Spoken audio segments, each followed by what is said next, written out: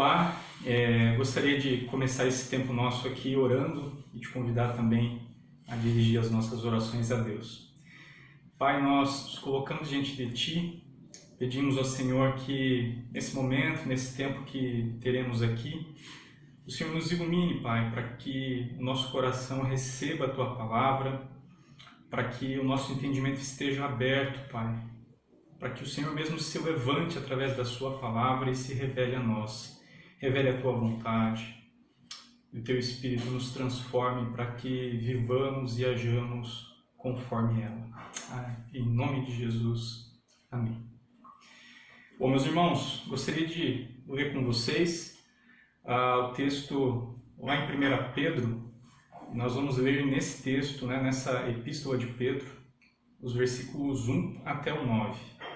Então, 1 Pedro, dos versos 1 ao 9. Diz assim: Pedro, apóstolo de Jesus Cristo, aos eleitos que são forasteiros da dispersão no Ponto, Galácia, Capadócia, Ásia e Bitínia, eleitos segundo a presciência de Deus Pai, em santificação do Espírito, para a obediência e a aspersão do sangue de Jesus Cristo. Graça e paz vos sejam multiplicadas. Bendito o Deus e Pai de nosso Senhor Jesus Cristo, que segundo a sua muita misericórdia, nos regenerou para uma viva esperança, mediante a ressurreição de Jesus Cristo dentre os mortos, para uma herança incorruptível, sem mácula, imarcessível, reservada nos céus para vós outros, que sois guardados pelo poder de Deus, mediante a fé, para a salvação preparada para revelar-se no último dia. Nisto exultais, embora no presente, por breve tempo, se necessário, sejais contristados por várias provações, para que, uma vez confirmado o valor da vossa fé, muito mais preciosa do que o ouro perecível, mesmo apurado por fogo, redunde em louvor, glória e honra na revelação de Jesus Cristo, a quem não havendo visto, amais, no qual não vendo agora, mas crendo, exultais com alegria indizível e cheia de glória, obtendo o fim da vossa fé, a salvação da vossa alma.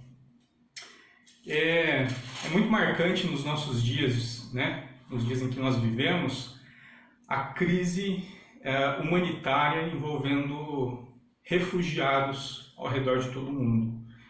Eu não sei se você sabe, mas especialmente aqui no Brasil, nós temos cerca de 260 mil refugiados venezuelanos, vizinhos nossos, queridos nossos, que por crise em seu país, pela questão da fome, da necessidade, então decidiram abandonar a sua terra, pelas provações que eles estavam passando lá, para tentar uma vida melhor em um outro lugar, e escolheram o Brasil.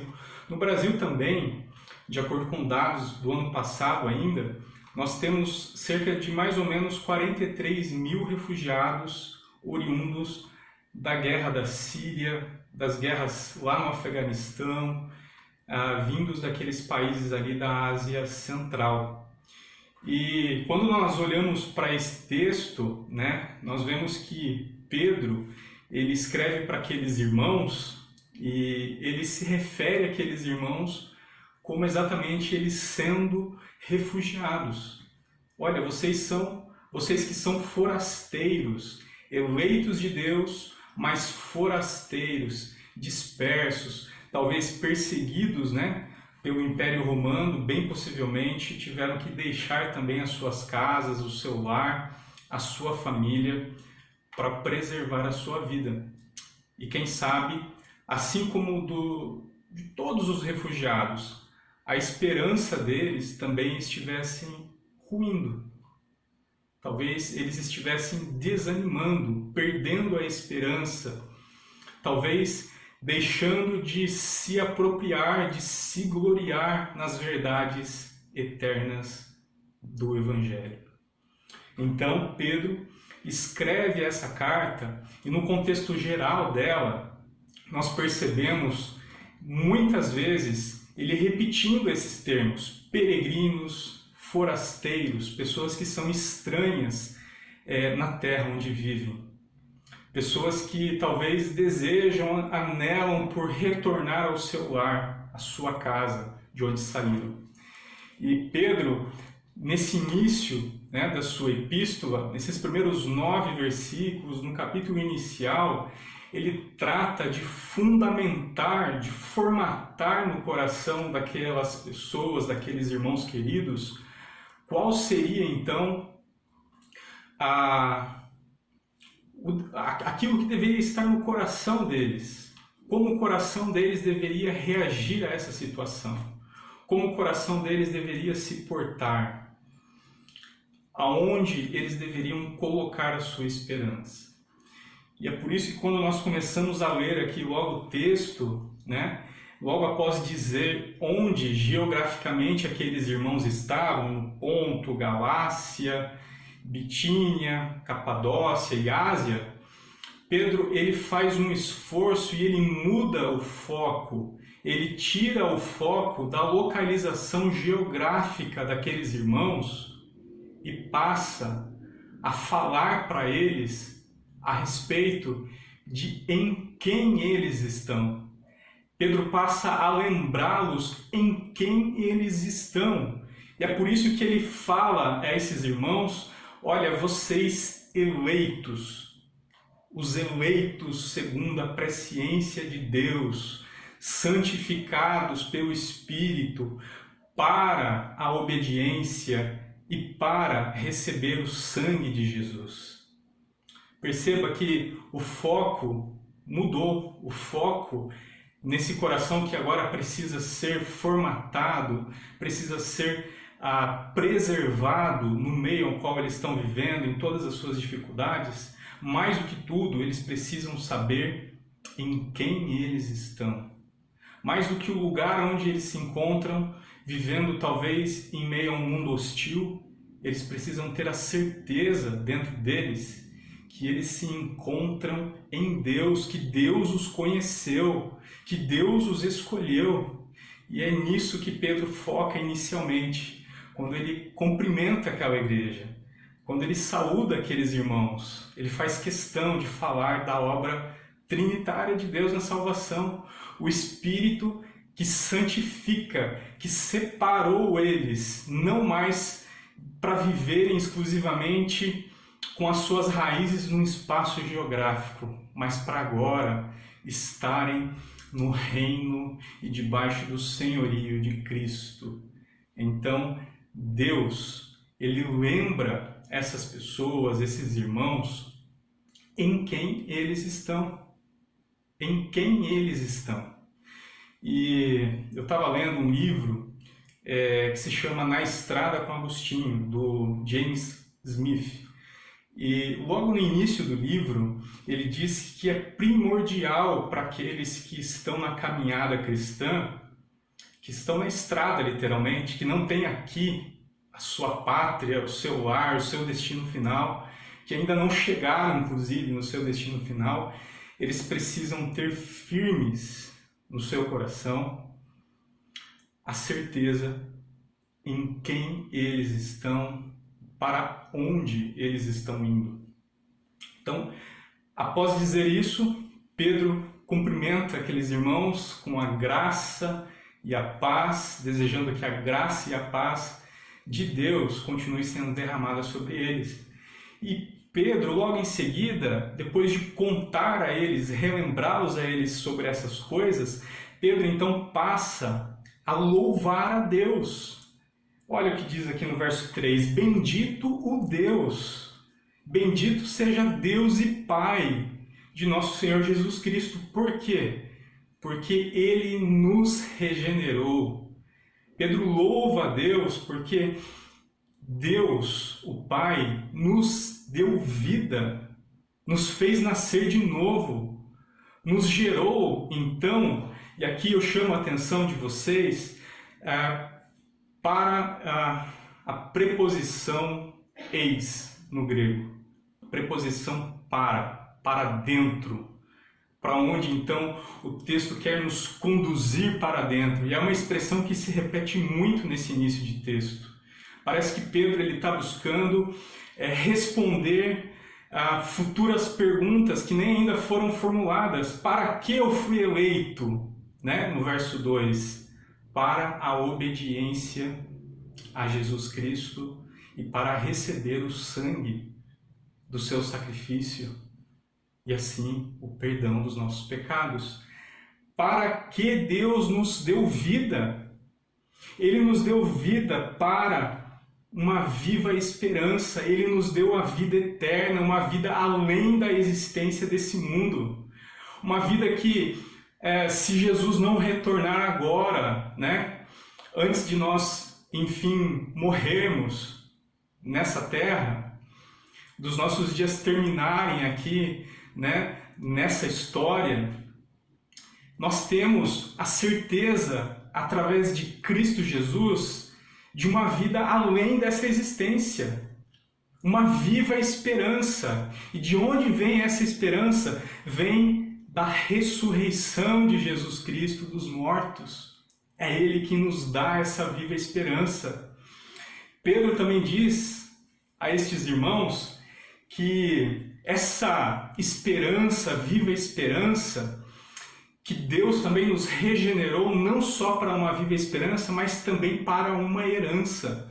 Existe uma herança nos aguardando.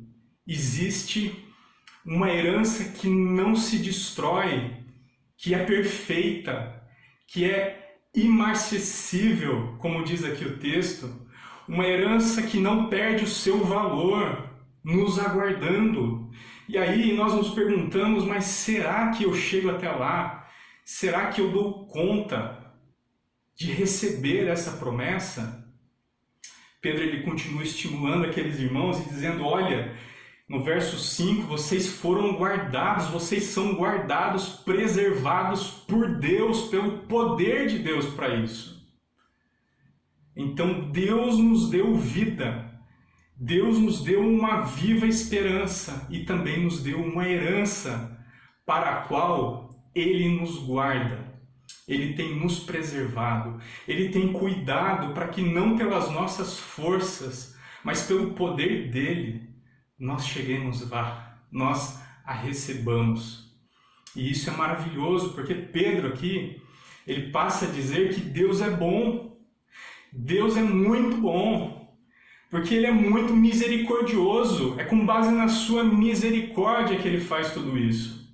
Não nos nossos méritos. É com base no poder e na força dEle que somos preservados para receber e para herdar aquilo que nos aguarda, não nas nossas próprias forças. Então isso é motivo de muita alegria para nós. E Pedro, ele trabalha aqui relembrando aqueles irmãos do que Deus fez. Basicamente é isso. O que Deus fez? Deus nos deu vida. Para que Deus nos deu vida? Para a vida eterna em Cristo Jesus. Para termos a vida eterna. Não só uma vida baseada nessa existência. Mas para que mais Deus nos regenerou? Para herdarmos uma herança, só filhos herdam herança. Ele nos deu a possibilidade de sermos feitos filhos de Deus em Cristo Jesus. Isso é maravilhoso. E é pensando nisso que ele continua a sequência do seu texto, da sua carta, dizendo para aqueles irmãos, lá no verso 6, logo no início, olha, já que você entendeu o que Deus fez por você, já que você entendeu que Deus te escolheu para ser um forasteiro nesse mundo, para não ter lugar, assim como foi o Filho do Homem, que não tinha onde reclinar a sua cabeça nesse mundo, assim Deus te escolheu para ser um peregrino e forasteiro nesse mundo, porque Ele te escolheu, Ele te elegeu em Cristo Jesus. Assim como Deus te deu vida, regenerando o seu coração, te trazendo da morte para a vida, te dando uma viva esperança, te dando uma herança a qual você está sendo preservado para recebê-la. Ele fala, olha, nestas coisas, se você entendeu o que eu estou dizendo aqui, nestas coisas, é nestas coisas que você deve exultar. É nestas coisas que eu e você devemos demonstrar uma alegria explosiva, uma alegria contagiante, radiante, uma exultação na qual nós não conseguimos nos conter, de tamanha é a felicidade no incrível e maravilhoso poder de Deus para nos salvar. Mas aí, embora, ele continua aqui dizendo, parece que nem sempre nós conseguimos viver dessa maneira. É por isso que ele continua dizendo, olha, embora no presente momento, por breve tempo se necessário, vocês vão ser entristecidos. E aí que nós falamos para Pedro, eu não consigo viver com essa alegria, eu não consigo viver manifestando essa alegria. E aí que o texto diz para nós o seguinte, nós não temos desculpa, não importa as circunstâncias. Os nossos olhos não têm de estar voltados para as circunstâncias, mas para Deus, naquilo que Ele fez, naquilo que Ele está fazendo em nossas vidas. E aí Pedro diz que sim, essa vida, essa existência trará para nós provações. E essas provações nos entristecerão. Elas vão trazer tristeza ao nosso coração. E ele não fala no singular, ele fala no plural, né? Várias provações. Mas para que, Pedro? Para que nós temos dor, sofrimento? Para que nós somos entristecidos por várias provações nesse mundo? E aí que a palavra de Deus ela traz uma outra perspectiva para o sofrimento, para a dor. E é claro que aqui nós nos lembramos dos dias que nós estamos vivendo, tantas pessoas que estão com seus queridos, familiares, amigos internados, ou até mesmo perderam os seus queridos para essa pandemia. Que até mesmo perderam o emprego, já não tem mais a sua renda de onde se sustentar. E aí que nós nos perguntamos, para que tudo isso? Para que essas provações? E a palavra de Deus diz o seguinte, olha, as provações, elas são necessárias para que a nossa fé, a minha e a sua fé, sejam fortalecidas. Para que a nossa fé ela seja provada e seja aprovada. Que a nossa fé, o valor da nossa fé, seja confirmado. O texto diz que a nossa fé vale mais do que prata e ouro, a nossa fé é preciosa e a nossa fé, o valor da nossa fé é confirmado mediante as provações. Não é verdade? Basta eu e você aqui, nós olharmos para trás na nossa caminhada cristã. Tenho certeza que eu e você, nós temos muitas, mas muitas, se não até hoje atuais, histórias de dificuldade, de momentos tristes e difíceis que nós passamos. E sem dúvida, quando nós olhamos para essa situação lá atrás e enxergamos o efeito que ela trouxe para a nossa fé, nós percebemos que a nossa confiança em Deus, no cuidado dele, na provisão dele, que a certeza da nossa salvação, que muitas dessas coisas foram firmadas, foram confirmadas, não nos momentos fáceis de paz, de calma, de tranquilidade, mas as nossas certezas, as nossas convicções no poder de Deus, elas vieram de situações como essa, de dificuldade, onde nós pudemos ver o agir e o mover de Deus em nossas vidas, revelando Cristo através de nós. E é para isso que as provações existem, segundo a palavra de Deus aqui em Pedro, para revelar Cristo. Quando a nossa fé é fortalecida e nós mostramos para as pessoas que estão à nossa volta que Deus é mais precioso, que aquilo que Ele promete, aquilo que Ele faz é mais precioso do que as circunstâncias que nós vivemos, Cristo é revelado através da nossa fé. Cristo é visto através da nossa fé. Ele é honrado, Ele é glorificado. Glória a Deus por isso. Então, quando eu e você passarmos por provações, como muitos forasteiros e refugiados nesse mundo passam, quando eu e você nos encontrarmos no meio da adversidade, de realidades negativas, nos lembremos de que a nossa fé é muito preciosa e de que Deus está confirmando, afirmando a nossa fé em Cristo Jesus. E que, embora passamos por esses momentos, eles serão breves. Eles serão muito breves comparado ao que a gente tem para experimentar na eternidade.